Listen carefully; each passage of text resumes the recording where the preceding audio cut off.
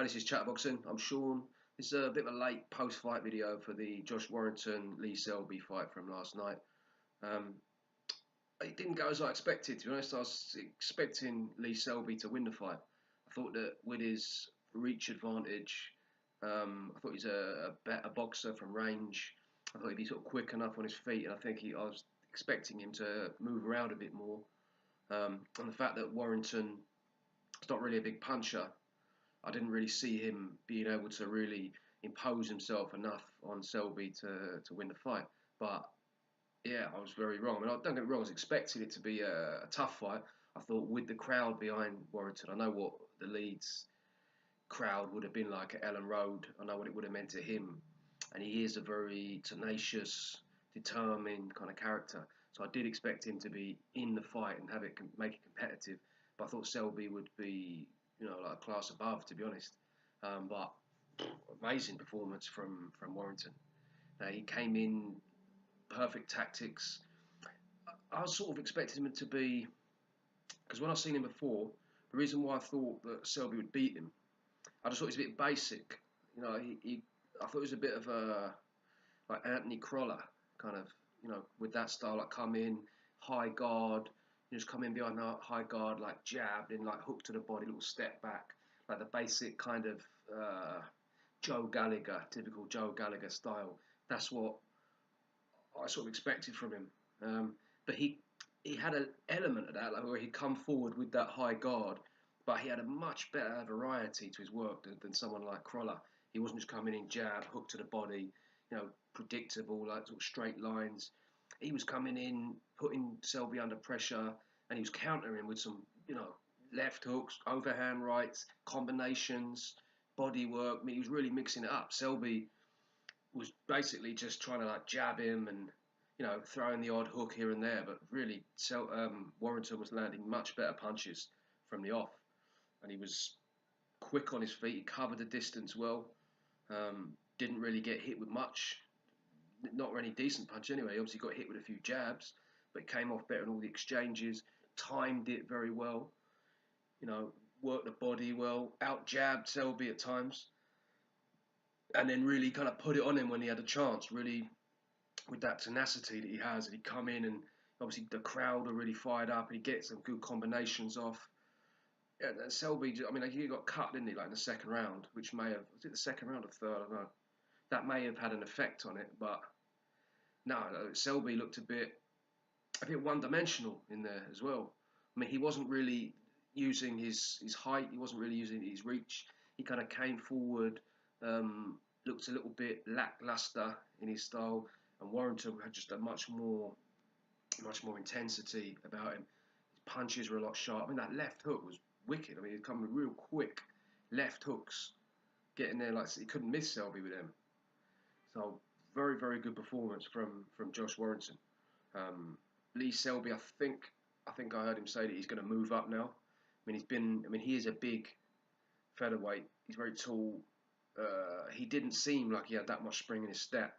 Didn't have that much the same kind of energy that Josh Warrington did have. I mean, he was competitive throughout. Don't get me wrong. I mean, he wasn't like just taking an absolute beating, but he was being outworked. He was being outlanded. Definitely with like the much better punches coming from Warrington, and Warrington was just sort of dictating the pace of the fight for the most part. So Selby now, yeah, I think he's going to move up. I mean, for Josh Warrington, I mean, you've got some massive fights that he can have. I mean, just domestically, you've got obviously Carl Frampton, the one they're talking about. I think that's going to be a tough one for him, to be honest with you. Carl Frampton's a much more powerful than Lee Selby. From last night, Lee Selby's punches didn't really have that much on them. They weren't particularly sharp either. Carl Frampton's a very strong, hard punching counter puncher, and he's got a good boxing brain. I think that would be a tough fight for Josh Warrington, to be honest. He'd have to apply a different kind of style. I don't think he could fight like that against Frampton. Having said that, I didn't expect him to win this fight, and he sort of impressed me more and more. Josh Warrington, he's a bit like Badu Jack kind of character in a way. I didn't actually see that. I want to see that the Donny Stevenson, but in the sense that every time I see him, he gets a bit better, and I kind of underestimated him in the past. And like I'm not saying he's as good as Badu Jack, but he's that kind of style where like every time he seems to raise his game. So who knows? I mean, I wouldn't pick him against Frampton stylistically, but well, he's got like Scott Quigg, obviously, as a featherweight as well. That'd be a massive fight. He's got that Leeds crowd. Now, I used to live in Leeds, so I know the area very well. Very, very passionate fans. Obviously, Leeds United Football Club not going through the best period in their history. So that was at Ellen Road. They'll travel in good numbers. They'll make a good atmosphere, a good event.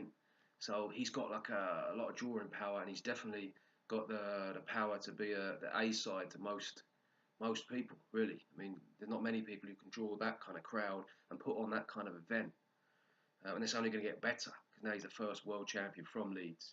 So yeah, against Carl Frampton, I don't know because Carl Frampton's obviously got huge support as well. Belfast, that's probably, I mean, but everyone else in Britain or Ireland, he'd be like Scott Quigg doesn't have that kind of draw. He's not that kind of draw like Josh Warrington. Um, Obviously, like Selby's already fought him. He was the champion, fought at Ellen Road. Um, Kid Galahad, Kid Galahad's a fight I like. Um, he hasn't really had an opportunity. Well, he hasn't had an opportunity to fight for a world title, but I do like Kid Galahad. I think he's pretty talented. So, and I think he's quite, if I'm not mistaken, quite high up in the IBF rankings. So that would be an interesting one. And then obviously you've got people abroad. You've got Leo Santa Cruz, Oscar Valdez, Gary Russell. I mean, you've got some real talent in that division. So, you know what I mean? He's got a lot ahead of him. It's a very, very talented division, to be honest. But as I said, with Josh Warrington, I've underestimated him in the past, but I don't see him beating Santa Cruz, Frampton, Gary Russell, Oscar Valdez.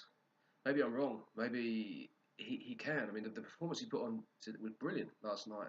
I thought wasn't just a case of wasn't just a case of Selby looking poor, which he did. He didn't look great, Selby, but the way the discipline, performance, and the accuracy, and the way he could cover that distance, and the way he came off best in pretty much all the exchanges, and he outboxed someone who was supposedly a much better boxer than him, who was taller than him. So yeah, I was very, very impressed by Josh Warrington, and I'm happy for him.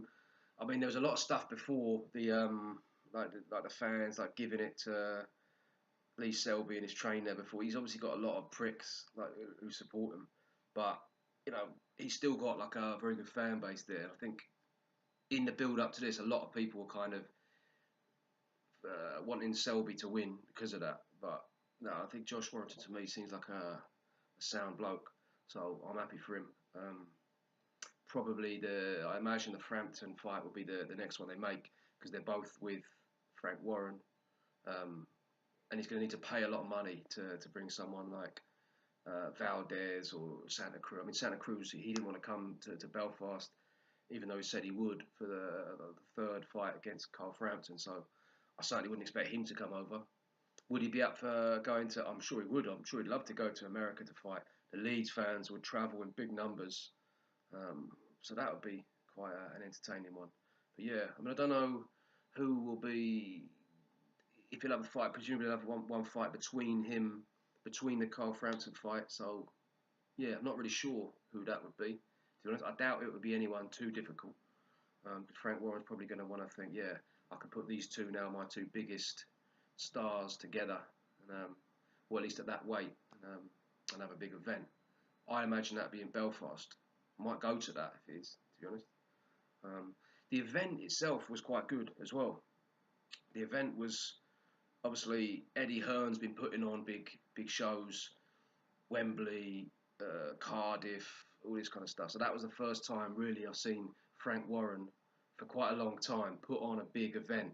You know, the Kaiser Chiefs singing for singing like his entrance music. Good, like on TV. Lots of people watched it. Quite a grand, like big stadium show. So obviously Frank Warren is going to be quite happy with that. Tyson Fury coming back in about a month. So yeah, so they're starting to pick up quite a little bit over there on the BT side. So yeah, obviously with Eddie Hearn making his moves in America, Frank Warren's probably really going to try and step it up now. So we'll see what happens. But yeah, let me know who you think Josh Warrington, who you think he can beat out of the top people in that division, because it's a tough division, and he was the underdog going into this. Um, yeah, I mean, I'd like to see him get some good wins in that division, but I reckon it's going to be pretty tough. But yeah, let me know what you think. Thank you very much for watching.